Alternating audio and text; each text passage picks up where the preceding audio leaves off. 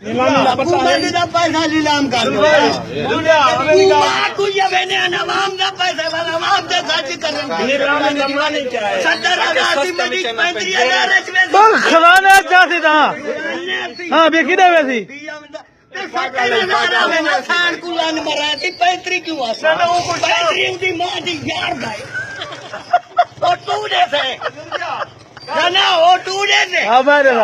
नहीं शाम को दुहे ने जो प्लाट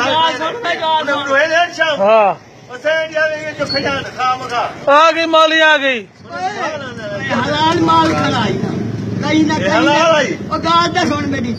तेरे ऊते इंसाफ है और बैठा रहता तू इंसाफ करी है हलाल माल है कहीं दे चलो अच्छे दे बुरे दे आधा तक कहीं दे मुल्क करदा ही होवे एक